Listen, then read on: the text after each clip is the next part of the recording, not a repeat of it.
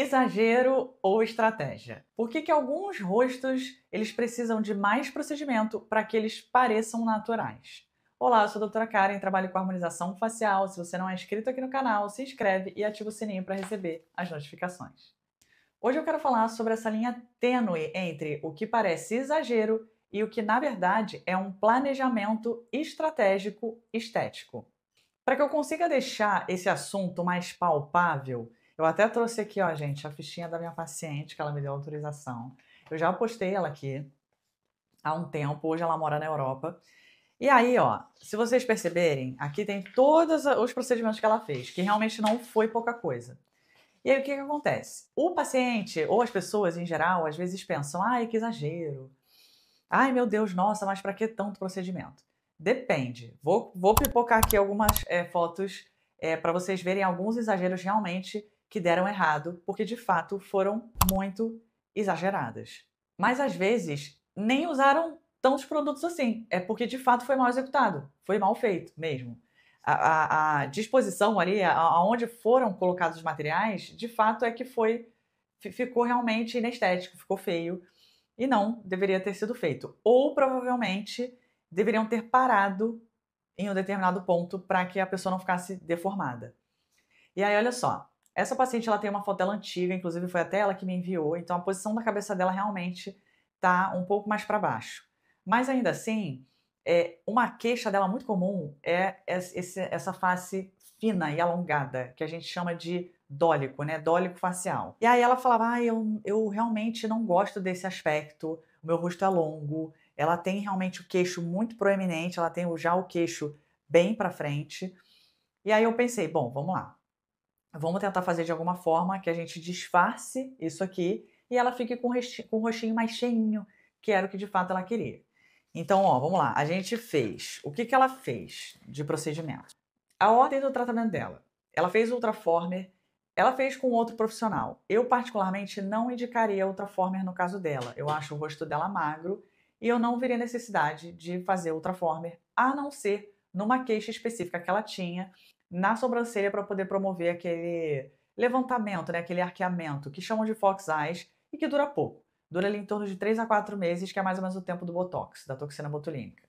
Então ela fez ali com outro profissional, realmente essa abertura de olhar ficou muito bonita, mas para o rosto em si eu acho que não haveria necessidade. Então a gente fez ali o Radiese, que é o bioestimulador de colágeno, para fazer esse espessamento dérmico. Depois ela até fez o Sculptra para que a gente conseguisse realmente fazer esse volumezinho que o bioestimulador de fato ele faz dependendo da área que você coloca, né? E da quantidade também, né? Lógico. Então a gente fez primeiramente o Radiese. Depois a gente vê ali com alguns pontos estratégicos de preenchimento. Preenchimento no malar, preenchimento que ela sempre reclamou, que ela não tem o que a gente chama aqui de pré-maxila, essa parte mais afundada. Então a gente fez o preenchimento da pré-maxila, né, nessa região aqui, para que ela ficasse com aquela bochechinha, com aspecto de jovem, que geralmente é o que o jovem tem, né? Ele tem bastante bochechinha aqui. Então a gente fez o preenchimento aqui em toda essa região. O Radiese eu tentei concentrar nessa parte justamente para que melhorasse aqui esse volume nessa região de mandíbula. Fizemos preenchimento labial também. E depois, para fazer mais um estímulo de colágeno e ter esse espessamento dérmico melhorado, nós fizemos os fios Silhouette. Ele é um core aqui até bem na têmpora, lá no couro cabeludo.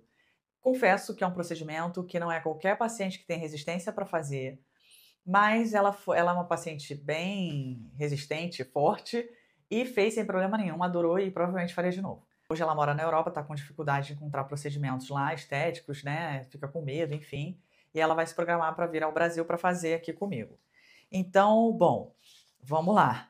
Aí depois ela fez. Fizemos também rinomodelação definitiva para poder dar uma empinadinha no nariz dela.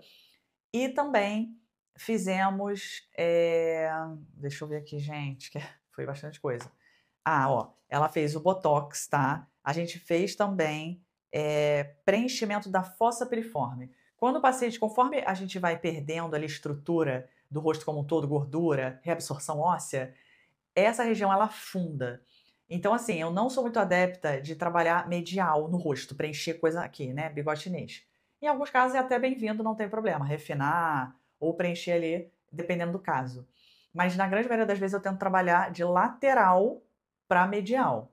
No caso dela, a gente fez ali e depois ela teve a queixa da fossa um pouquinho, que foi meio que o que restou, a gente pode falar assim. Aí a gente foi lá e preencheu essa região para que desse esse volume maior e reduzisse ali o bigode chinês dela. Enfim, a gente pode considerar, o que eu estou querendo dizer com isso? Que foi uma quantidade considerável de procedimentos, mas que ela não ficou deformada, caricata, feia, ela realmente não ficou. A única coisa que aconteceu é que depois de um determinado tempo eu dei uma.